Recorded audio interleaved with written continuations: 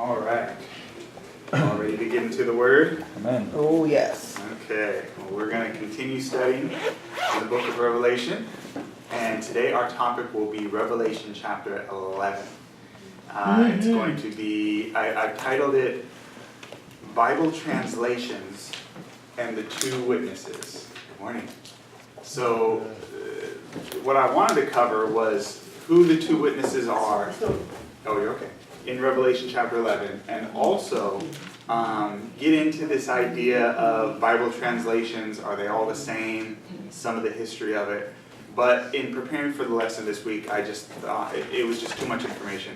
We're going to have to split it into 2 weeks. So this week we're going to focus more on the two witnesses, and next week we'll look more at Bible translation. But what we'll see is that the two topics are linked together. And you really cannot, it's really best to study them together. Otherwise, you're kind of like a ship without an anchor. They're meant to be studied together. So, so I didn't want us to go over like we did last week, although it was a great discussion last week. It was really fun, but went too long. We didn't even get the whole thing recorded. The camera shut off. It didn't have enough battery life, so it got most of it. I think it was almost 2 hours, and we did like an hour 35, got recorded and the camera shut off. But we got most of it. Okay, so the two witnesses. Now this might be a review for some of you, but I'm sure some will learn something new here today. The two witnesses of Revelation chapter 11, that's going to be our focus today. Have you ever wondered who they are? Well, we are going to see clearly from the Bible today who the two witnesses of Revelation 11 are. There's a lot of different views out there. If you look on the internet and you ask different church folks their views on this subject, there's lots of different ideas. But I think the Bible is very clear on this subject. So let's start off with reading Revelation chapter 11, verse 1 and 2. Can somebody read verse 1 and 2 from Revelation 11, please? Then I was given a reed like a measuring rod, and the angel stood, saying, "Rise and measure the temple of God, the altar, and those who worship there.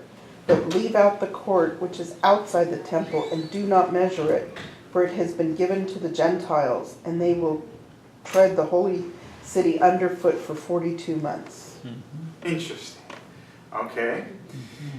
Now, the thing that I was preparing this lesson, I didn't notice this until this morning when I was reading this again, is in verse 1, it speaks about the temple. And we've been talking about the temple in great detail over the last few weeks. And it mentions 3 things to measure. Did you guys see that? Rise and measure the temple, the altar, and those who worship therein. Now, do those 3 things sound familiar? Are those 3 that are also mentioned in another place that we've studied recently? You guys are thinking, oh man, I already forgot. What does he want me to think of? Well, if you remember when we studied the Day of Atonement in Leviticus. Daniel, And Daniel, but the ceremony of the Day of Atonement, there was 3 things that were specifically mentioned that were cleansed on the Day of Atonement. He made atonement for the sanctuary itself, for the altar, and for the congregation. And it's interesting that those 3 things are mentioned again here at the beginning of this verse. So that we should already be thinking when we hear the temple of God, where we know that this does not always literally refer to a physical temple, right? It can mean, what else can it mean according to the Bible? Well, our bodies are a Our temple. bodies are a temple. What else? Collectively, the church. The church. The church, right? Yeah. So it could mean more than one. So the problem when most people read this chapter is they see the temple of God and they immediately think it has to be physical. We're waiting for a temple to be rebuilt in Jerusalem, and they just start from there. And there's a lot of problems with that, obviously, because the New Testament consistently teaches that you are the temple of the Holy Ghost, and that the church in general is where God dwells, is in our hearts collectively. Okay? And when we've read the book of Revelation so far, is everything literal in Revelation? It's symbolic. Most of the things that we've seen so far have been symbolic. So it should not surprise us that the idea of the temple being symbolic as well. That shouldn't surprise us at all. In fact, you'll see in verse 7, there's a beast that's mentioned, a beast that comes out of the bottomless pit, and almost nobody believes that this is a literal animal. So if we're going to be consistent, we should recognize there's symbols being used here. Okay. So the temple is mentioned, and then verse 2, but leave out the outer court which is outside the temple, and do not measure it, for it is given to the Gentiles. And they shall tread the holy city underfoot for 42 months. Now we'll come back to that 42 months there, but I want to start off with a kind of a foundation to understanding this here. And that is, we need to answer the question, who are the Jews and who are the Gentiles? Who are the Jews and who are the Gentiles? Now this is foundational to understanding pretty much all Bible prophecy. And if you misunderstand who Israel is, the Jews, if you misunderstand who that is in prophecy, you will misunderstand most Bible prophecies. But if you understand who they are, then everything falls into place. Good morning, brother. I'm so sorry. That's okay. It's okay. Come on in, join us. We're just getting warmed up. We are in Revelation chapter 11, and we're looking at the two witnesses. And so far we have seen that the temple is to be measured, but we're to leave out the outer court. Don't measure it because it's given to the Gentiles. And the question is, who are the Gentiles compared to who are the Jews? Now, I've studied that word Gentile in depth. I used to deal with, I had some friends who were black Hebrew Israelites. Has anyone ever heard of those people? Huh? Has anyone ever heard of a black Hebrew Israelites? No. Good morning, brother. Good morning. They are a group of people who believe that the true Jews are not the people in the Middle East today, the nation of Israel. They believe that the true Jews are, well, it depends on which ones you ask. Some of them say that black people in general are the true Jews. Some say it's certain types of black people. Some say it's some black people and some other minorities mixed together. It's really, it's an out there philosophy. Anyway, they have interesting ideas. And one of the things that they try and say is that it's a strange belief. It's just kind of a side note. But they misunderstand who the Gentiles are. And if you so I've studied this word because I've had many conversations with these people. There's actually a lot of them. I've studied the word Gentile in the Old Testament, and what the word just means, it just means a foreigner or a nation. And in the Old Testament, it depends on what's the context, depending on how it's the word for Gentile is translated. But it just means, in general, when we hear the word Gentile, we think of a non-Jew, right? Someone who's an unbeliever. That's generally how the term is used, okay? So what we really want to find out here is, who are the Jews, who is Israel, and who are the non-Jews? Because we are told here that the outer court is going to be given to the Gentiles, the non-Jews, for 42 months. So, who are the Jews and who are the Gentiles? This is key. Now, I'm going to tell you guys right up front what I believe on this subject. The Jews, Israel, in Bible prophecy, in the New Testament era, Israel is the church. Israel is the church in the New Testament. I believe the apostles are very clear on this. Jesus is very clear on this subject. That this does not mean that people of Jewish descent are automatically lost. That doesn't mean that at all. What it means is that the nation of Israel was given a time to do a job of sharing the message to the world. And they failed. They killed the Messiah. As a group. As a group, yeah. collectively. Yeah. Individuals can still be saved. Most of the apostles were Jews, right? Jesus was a Jew.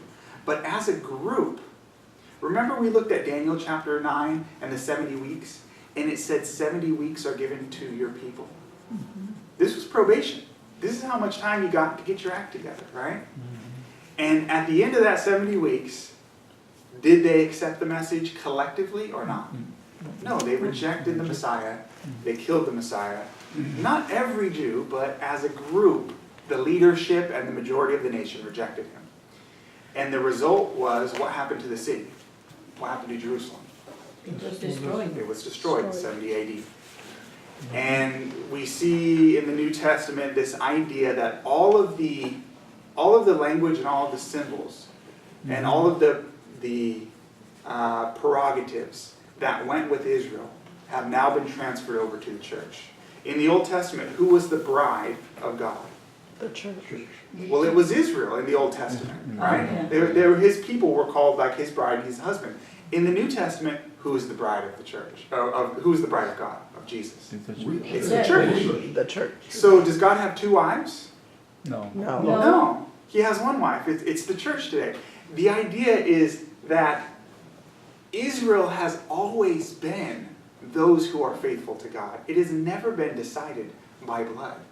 Because you could be a Jew in the Old Testament, you could be a Jew in Jesus' time and not be Israel. Not be the true Israel.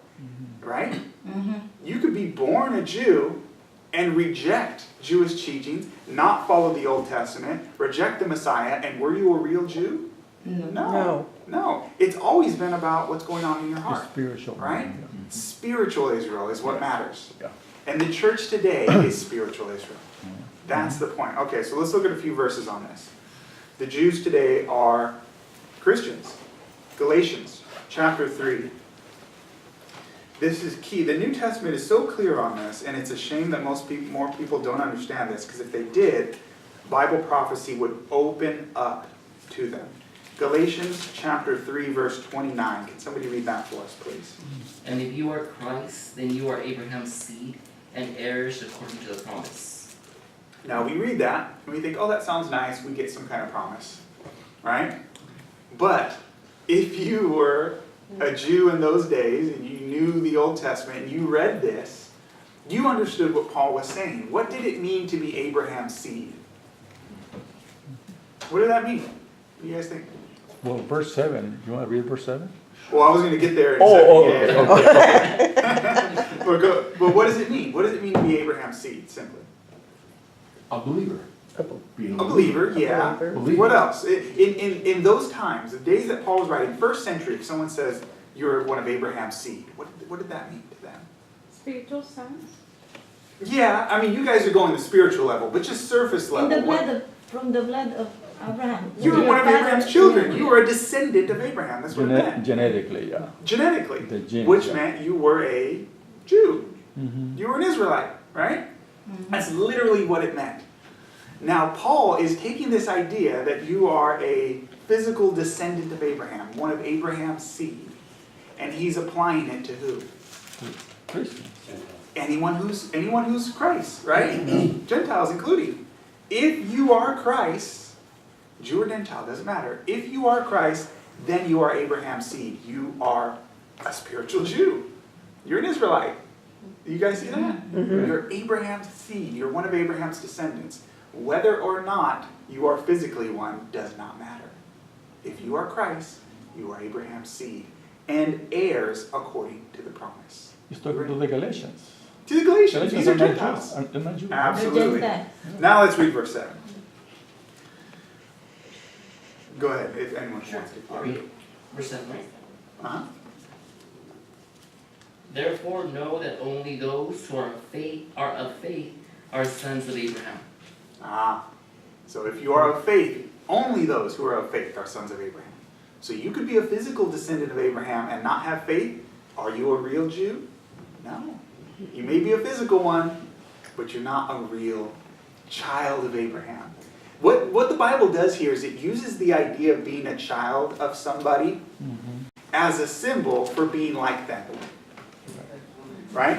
You could be physically like Abraham in characteristics because you are a descendant of Abraham. But are you like him in character? That's the question, right?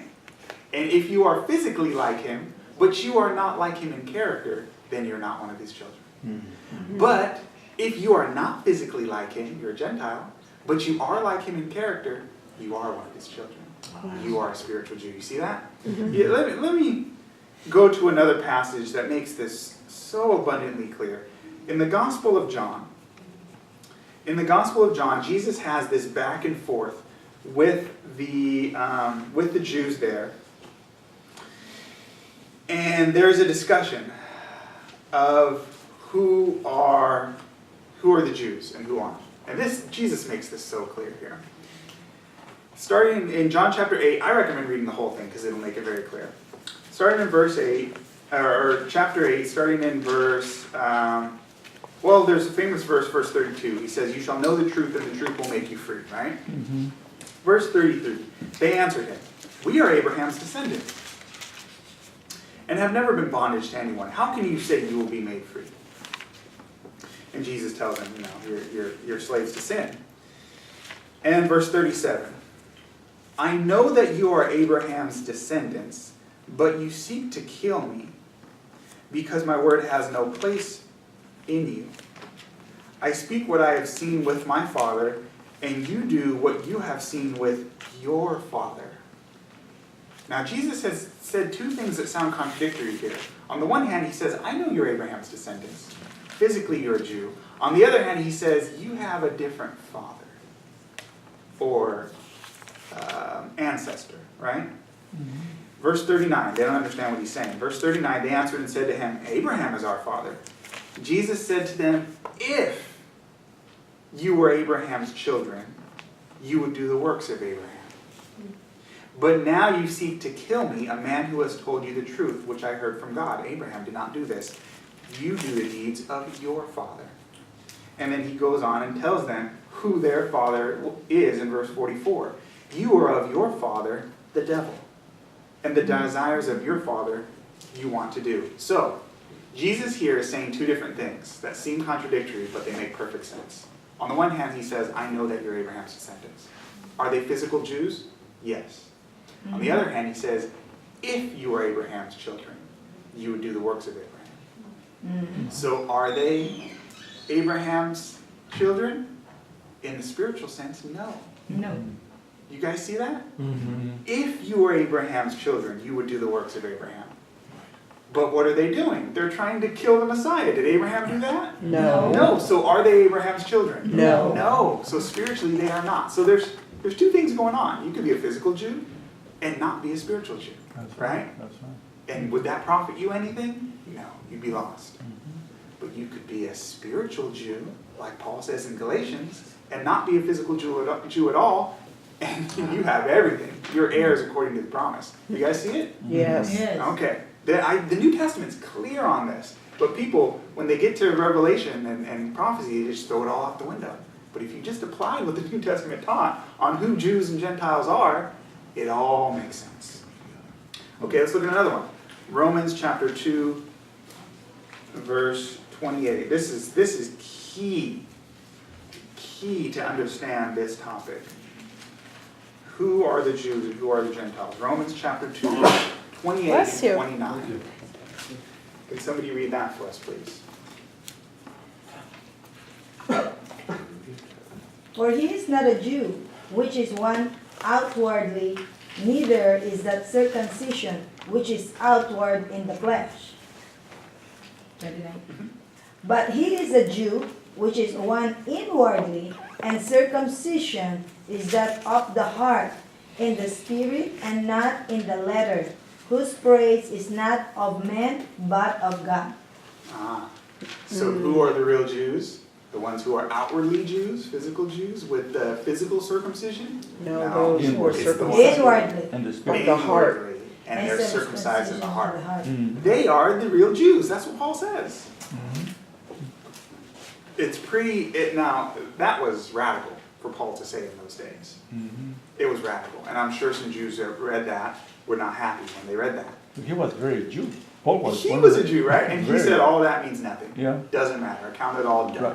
Right, Right? Mhm. So, and the interesting thing is that people don't realize this, but this was the popular view, that the church is spiritual Israel. This was the popular view during, centuries in the Christian church. During the Reformation, this was the popular view. It wasn't until just 100 years or so ago that the idea that there's going to, that Revelation and prophecy is all about a physical place in Israel. That didn't become popular in the church until just a little over 100 years ago. And you know what did it? It was this series of books. You guys heard of this book? Oh, yeah, right? the Left Behind series. Yeah. And according to that series, there's this great battle of Armageddon that happens in Israel, in the Holy Land, right? And most Bible students today, if you talk to them about what the final events are, they start thinking about Israel. They start thinking about physical wars. But the New Testament tells us that our wars are not physical but spiritual. Yeah. We are fighting a spiritual battle. And so what happens is, if you misunderstand who Israel is, then you also misunderstand who Israel's enemies are. If you make Israel, the nation, the literal place that you're focused on prophecy, then who is Babylon? Well, that would be literally Babylon. And so people start saying, well, you know, the city of Babylon, that's, what country is that in today? Good morning. It's in Iraq. Iraq. And so they start making this into this geopolitical war, and they start focusing on that as the issue in the end days. And that's a distraction, friends. I mean, those things are important because they affect the world, right? But it's a distraction. Who is the real Babylon? We've studied this, right? It's in Rome. It's a spiritual attack. And so the entire world, the devil's got the world looking over here while he's doing stuff over there.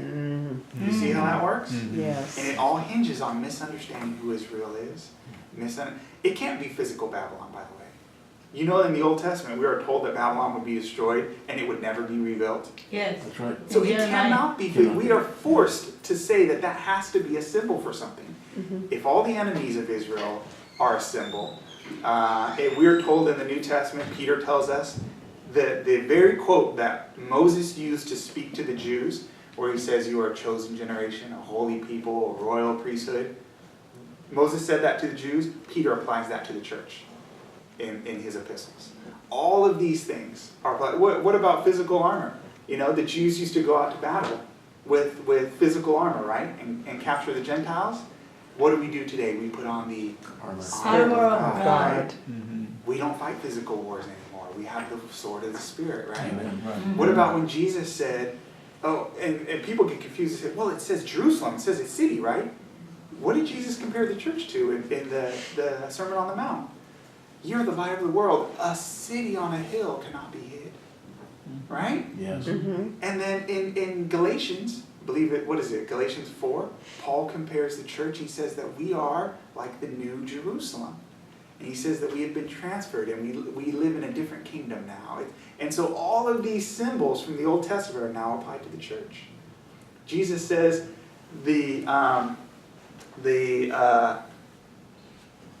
what is the beginning of it? I remember how it ends, but the gates of hell will not prevail against it. Oh yeah. On this foundation, on this rock, I will build my church. That's how you describe building a town, a city, right? But he's using that as a symbol. And then he says the gates of hell will not prevail against it. That's describing a church attacking another city at the gates and conquering it. But do we do that physically? No, we do it spiritually, right? So all these things are now applied to the church. This is key to understand. And I won't go into all the history. Galatians 4:26, that's the one that Oh, you're Galatians talking about. 4:20, yeah, Galatians 4 Yeah. discusses us as Jerusalem. So, I won't go into all the history of how this got into the church. We talked about this another day. I don't know if you remember these slides. But this idea of a physical battle in the nation of Israel, in the Middle East, it really started with Francisco Rivera and the Jesuits. And they wrote this counter-interpretation of prophecy. It was changed, modified. For 300 years, no Protestant believed this stuff. This came about in the 1500s, and nobody believed it in the Protestant churches for 300 years. And then it got into some Protestants, some John Henry Newman, and Darby. You might have heard of Darby, the father of dispensationalism. And he adopted some of these views from Ribera, and then it got into Scofield's Reference Bible. And because it was in the notes of the Bible, and these Bibles became popular, pastors would read it, they'd read the notes, and they'd be convinced of these ideas, and they'd teach it to their people, and then it became popular. And then they made movies about it. They made 2 movies about this idea, right? So obviously this is mainstream now, but just a few hundred years ago, no Protestant believed this. The dominant view of the Reformation was that the church is Israel. This was common teaching. But it's hard to find Protestant churches that teach that today. Surprising as that sounds. The true church. Yeah. The true church is Israel. Yeah. It's hard to find Protestant churches that teach that Israel today is the church. It's hard to find, but that's the truth. Okay, so let's go on. Revelation chapter 11. Revelation chapter 11.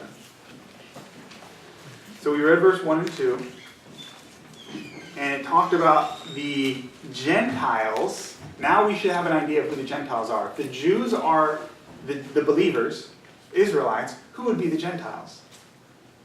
Non-believers. Unbelievers, right? Yeah. Anyone who's outside of Christ. Right. That's a Gentile in Revelation. When you see the word Gentile, think non-believer. That's it. It's that simple. Notice this in verse 2. They will tread the holy city underfoot 42 months. Where have we heard that before? Yes.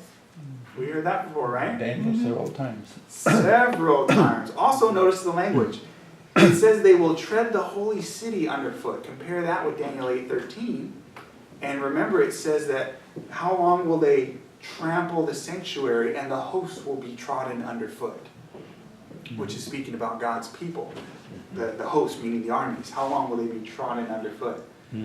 So the language is very similar to what we saw with the great apostasy where Rome attacked true believers. You guys see that? It's similar language. So, let's move on. We see this idea of this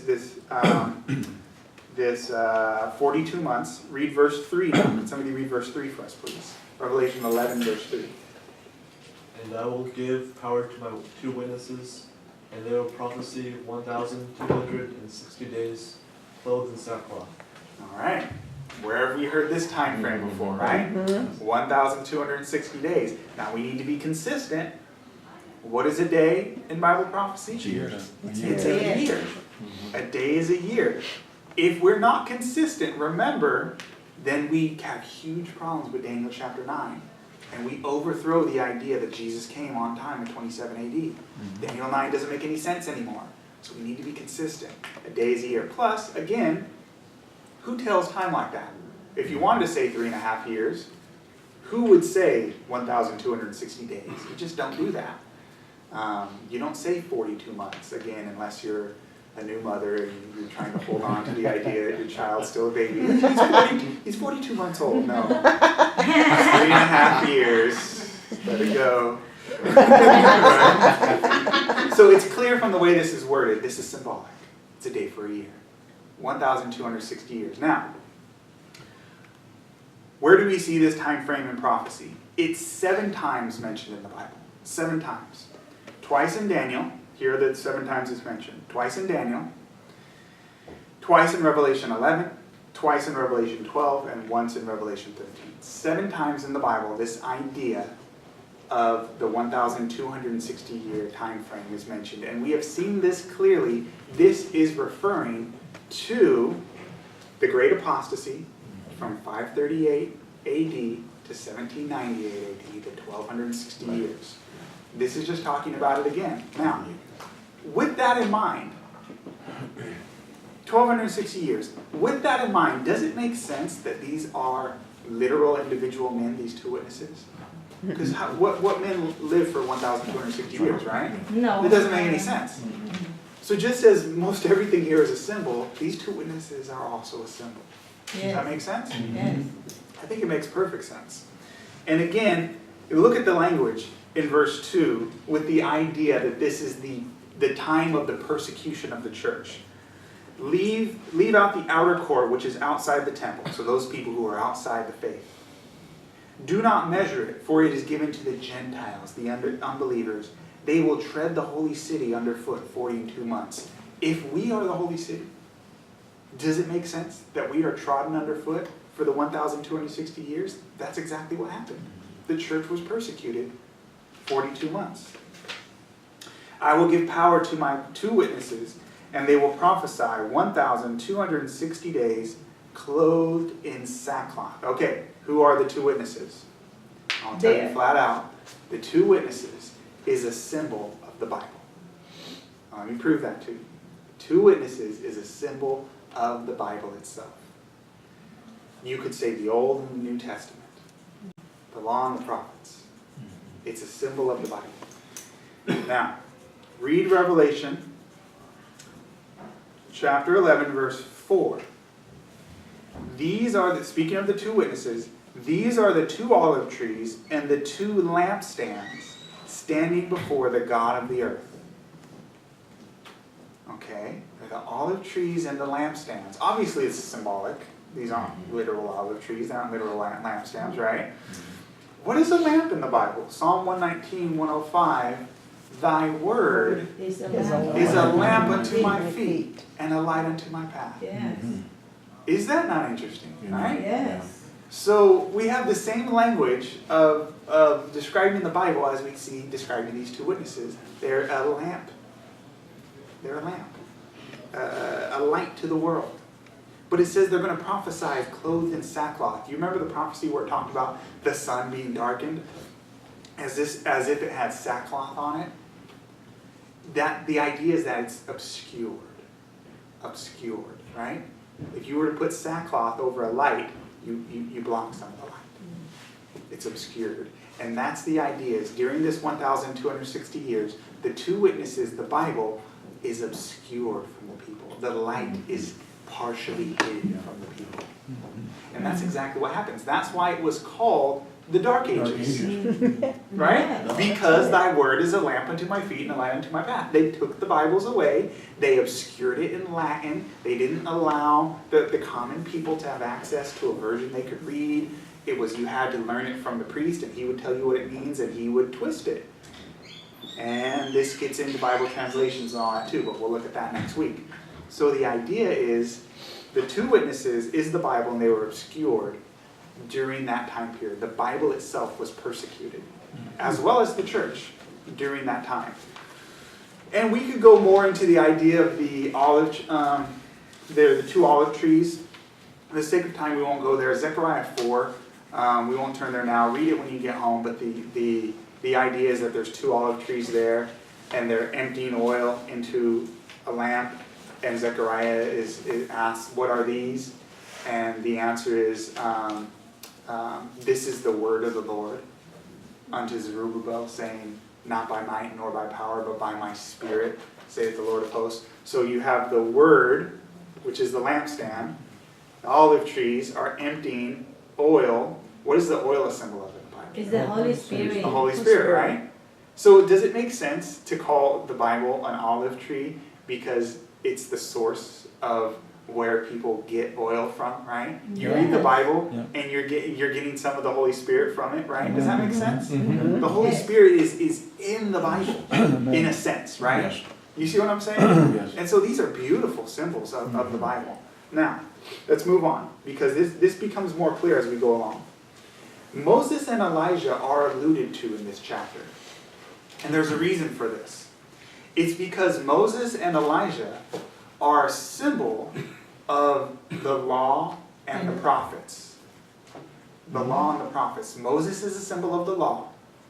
And Elijah, the greatest prophet of the Old Testament, is a symbol of the prophets. And so you'll often see these 2 mentioned together, Moses and Elijah. Malachi chapter 4, the end of Malachi. It says, right at the end of Malachi, which is the end of the Protestant New Testament, it says, remember the law of Moses, behold, I send you Elijah the prophet. The 2 are mentioned, right? One verse after another, right? As a pair. This is an artist's depiction of the Transfiguration. You guys remember that? Where Jesus took Peter, James, and John up to a mountain, and he was transfigured, and there appeared 2 men with him. Moses and Elijah. And so some people have assumed because of that, well, this must be literally Moses and Elijah who prophesied for 1,260 days. The problem is, again, this is 1,260 years. And do we really think that Moses and Elijah are going to come to this earth and stay around and prophesy for 1,260 years? No, it's a symbol. Moses is often a symbol of the law, and Elijah is a symbol of the prophets. I'm kind of getting ahead of myself. Let's read verse 6. Revelation 11, verse 6. Can somebody read that for us, please? These have power to shut heaven, so that no rain falls in the days of their prophecy. And they have power over waters to turn them to blood, and to strike the earth with all plagues as often as they desire. Okay. Now, who was the prophet who had power to shut up the heavens during the day of his prophesying? Elijah. Elijah. For 3.5 literal years in the Old Testament, Elijah said, there will not be rain or dew except by my word. Right? That was Elijah. This is a clear reference to Elijah.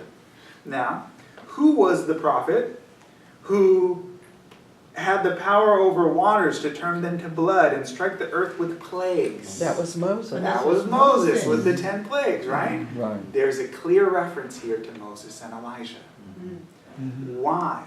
Because Moses and Elijah symbolize the Bible. Now, you have to remember something.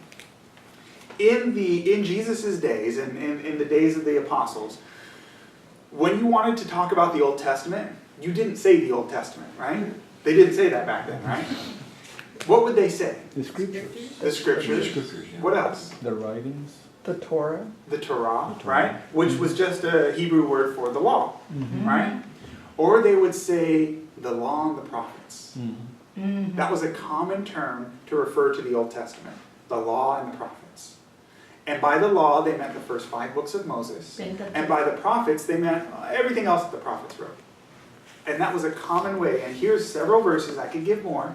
We're not going to read them all right now for the sake of time. Please write them down, check them out later. But this is used in the New Testament over and over again. Talking about the Bible, it says the law and the prophets, the law and the prophets, the law and the prophets. This is how you talk about the Bible, right? So it makes sense if you want to symbolize the Bible, to symbolize it by the 2 men who symbolize the law and the prophets, Moses and Elijah, right? Does that make sense? Let's read one of them. Acts chapter 13, verse 15. I'm trying to get through this quickly here. We just got a couple more slides. Acts 13, verse 15. I'll read it for the sake of time. And after the reading of the law and the prophets, what was that talking about? The Old Testament. That's talking about the Bible, right? The Old Testament. The rulers of the synagogue sent to them, saying, Men and brethren, if you have any word of exhortation for the people, say on. So the Old Testament was here referred to as the law and the prophets. These are other verses saying the same thing. Moses is a symbol for the first 5 books of the Bible. Excuse me. And Elijah was the greatest Old Testament prophet. Yeah. You know how we know Elijah was the greatest Old Testament prophet? He was taken to heaven. Well, that's one of the ways, right? He was taken to heaven without dying, right? He's pretty well honored, right? The other thing is, who's the greatest New Testament prophet? Not talking about Jesus, but of men. John the Baptist. John the Baptist, right? Jesus said he was the greatest, right? Of those born among men. Who was John the Baptist a antitype of? Who was he kind of the follower of, in a sense? He came in the spirit and power of who? Elijah, right? It said that he would come in the spirit and power of Elijah. Yeah. So John the Baptist was kind of like a new Elijah. He wasn't literally Elijah, but he came in the same spirit and power. If John the Baptist was the greatest New Testament prophet, and he was only coming in the spirit and power of Elijah, who was the greatest Old Testament prophet? It was Elijah. And the Jews understood this. Elijah was the greatest Old Testament prophet. So he is a fitting symbol of the prophets, and Moses is a fitting symbol of the law. In fact, sometimes in the Bible, when it talks about reading the law, it just says they read Moses. You know that? Let's look at this real quick. 2 Corinthians 3:15. 2 Corinthians 3:15. I'll read it for the sake of time. But even to this day, when Moses is read, a veil lies over their heart. Now, is this literal? Does this literally mean that they take Moses' body and they read Moses? No, right? When they say when Moses is read, what are they talking about? He's writing. His His writings. So it makes perfect sense that you would use Moses and Elijah to symbolize the Bible. Does that make sense? Yes. Okay, so what did the two witnesses do during the 1,260 years? It says they prophesy, but they are clothed in sackcloth, which was a symbol of mourning, and they were obscured. The light was obscured during the Dark Ages. This is all making sense now, right? Yeah. So, question. Was the Bible suppressed during the Dark Ages? This Yes. should be, we don't really have to, History. this is just history, right? I mean, do I have to prove this? I'll give you guys a quote on this, and we're almost done. This is from the Index of Forbidden Books by Pope Pius IV. Before. The Index of the Bible itself was on the Index of Forbidden Books in the common language of the people. Now here's the quote. This is amazing stuff. Since experience teaches that if the reading of the Holy Bible in the vernacular, that means the language of the people, is permitted generally without discrimination, without the church deciding who gets to read it, more damage than advantage will be the result because of the boldness of men. Right? So they're saying, if we allow the Bible to be read without some discrimination, we get to decide who reads it, it's going to cause more harm than good. And these people actually argued this. The judgment of the bishops and inquisitors is to serve as a guide in this regard. Bishops and inquisitors may, this was the Inquisition, the inquisitors, in regard with the council of the local priest and confessor, allow Catholic translations of the Bible, so they were very careful which translations you get of the Bible, to be read by those whom they realize that such reading will not lead to the detriment, but to the increase of faith and piety. Now, if he's saying, we will allow those who we think are going to be okay to read it, then what is he implying? That those that we don't think are going to be okay with reading it, they're not allowed. That's implied there. You see that? The permission is to be given in writing. So you got to get written permission, right? Oh my gosh. Whoever reads or has such a translation, so if you read or have a translation in his possession without this permission, without written permission, cannot be absolved from his sins until he has turned in these Bibles. Shapidudo. That's incredible, right? That's incredible. I can give further quotes, but is this enough, right? This is pretty clear. The Bible was persecuted during the Dark Ages. When was this written? Oh, actually, this was written pretty late on. This is, I think this was like 1300 or so, but there's ones that go farther back. This was just one that was really clear. I could give multiple examples of popes saying, no, you can't. So you could basically be arrested for reading the Bible. Yes. In a language that you can understand. And they were. Yes, Yeah. and they were. They were. Because Here's a picture Absolutely. They burned the of Bible. Catholic Bible burnings. Arrested, thrown in jail, Right. persecuted, killed. And they thought that they were doing good because they said to themselves, oh, if anyone just reads this for themselves, they're going to misunderstand it and think all these crazy things, and society's going to go crazy. We just can't have people reading the Bible on their own. And so we must censor, right? Censorship is always a bad idea, friends. Always a bad idea in society. And that's exactly what happened. So basically, the Catholic Church was telling these people, you can't read the Bible in your own language, in your own language. You have to listen to us. go to the priest if you want to know what the Bible Yes. says. That is the start why Absolutely. they don't. They put the Bible, they chained it to the pulpit. I mean, it was, go ahead. And I think even to this time, even in the Philippines, they interpret it the way they want to interpret Yeah. it. And the Catholics, they just trust the priest to They read just or trust them. interpret the Bible to them. And they don't Exactly. read They it. don't read. And they don't read it. Instead of reading it for themselves. Exactly, yes. Until now, they are still in the Yeah. Dark Ages. All right, so we'll close. We're a few minutes behind schedule here, but the idea, now this is going to lead into next week. Next week we're going to look into Bible translations because the two are tied together. The idea is that our justice system and the Bible, really, is based on the idea of witnesses, right? Credible witnesses. Our entire justice system is based on that idea. Yes. If you have a Yes. group of 50 people and you have no reason to believe that they have reason to make it up, and they say, hey, this one guy did something wrong, we go with the 50 people, right? Life and death is decided on the testimony of witnesses, right? The same thing is true of the Bible.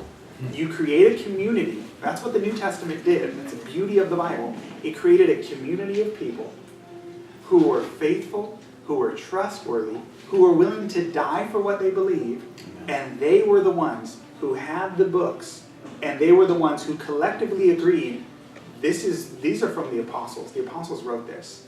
And there was no convincing these people otherwise because they had a community that testified to it. But what Satan does is he corrupts the community. Therefore, he can corrupt the witnesses, right? Was there corrupt witnesses in Jesus' day? Oh, How yeah. was Jesus crucified? Because They of this- brought false witnesses Yes. against him, Against right? him. In the same way, what we're going to see is that when we come to Bible translations, we'll look at this next week, is that there's witnesses on one side who say this is the Bible, and you have witnesses on the other side saying no, this translation. And the way that Revelation 11 clears up this subject is by pointing out which group is the group that's following God and which group isn't. And once you can identify that, then you can say these are the witnesses that we can trust. We're going to go with their testimony over this long period of time. Does that make sense? Yes. All right, we'll look at that next week. We're done for the day. Any questions? Good stuff. All Good right, stuff. Let's say a prayer. Somebody want to? I pray. Please.